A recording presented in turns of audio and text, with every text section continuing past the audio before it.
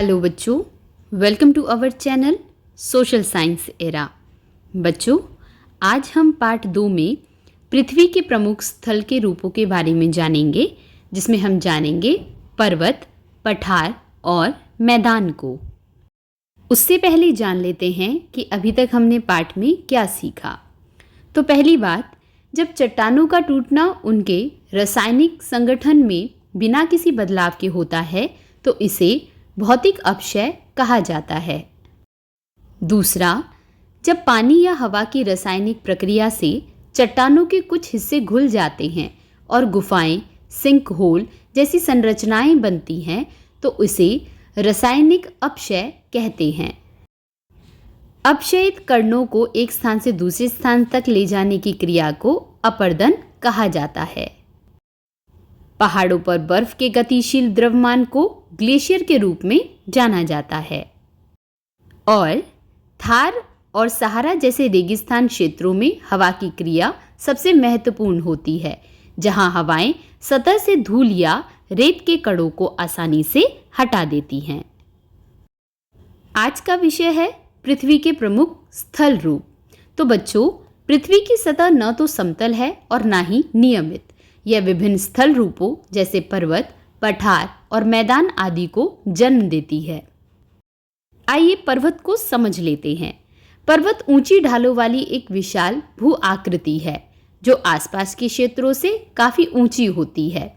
पर्वत अक्सर श्रृंखलाओं या श्रेणियों में होते हैं जो सैकड़ों किलोमीटर तक फैली होती है। बच्चों, हिमालय, आल्प्स, रॉकीज, एंडीज दुनिया की कुछ महत्वपूर्ण पर्वत श्रृंखलाएं हैं। बच्चों, वलित पर्वत यानी फोल्ड माउंटेन्स जैसे हिमालय और आल्प्स, भ्रंतोष्ठीय पर्वत अर्थात ब्लॉक माउंटेन्स जैसे राइन घाटी और वॉसजैस पर्वत, ज्वालामुखी पर्वत अर्थात वॉल्केनिक माउंटेन्स जैसे अफ्रीका में माउंट किलिमंजारो और जापान में माउंट फुजियामा। आइए अब पठार को जान लेते हैं। पठार ऊंची भूमि का एक विस्तृत और लगभग समतल हिस्सा होता है जो आसपास की निचली भूमि से तेजी से ऊपर उठता है। इसे मेज की भूमि की तरह कहा जाता है। भारत में दक्कन का पठार हजारों किलोमीटर में फैला है। तिब्बत का पठार दुनिया का सबसे ऊंचा पठार है, इसलिए इसे विश्व की छत कहा जाता है। पठारी क्षेत्र आमतौर पर खनिज भंडार से समृद्ध होते हैं। आइए अब जानते हैं मैदान के बारे में। भूमि के अपेक्षाकृत समतल और निचले विस्तृत क्षेत्र को मैदान कहा जाता है। जहां कुछ मैदान अत्यधिक समतल होते हैं, वहीं अन्य लहरदार या ऊबड़ खाबड़ हो सकते हैं।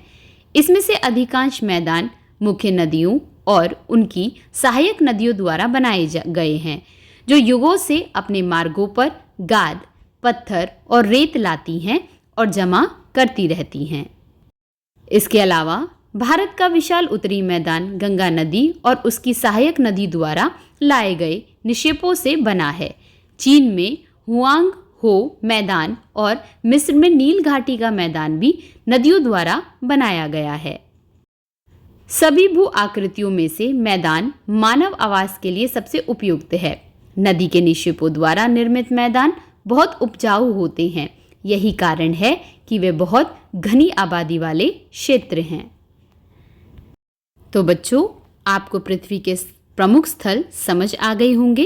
इस पाठ के अन्य विषयों को जानने के लिए चैनल के साथ जुड़े रहें। धन्यवाद।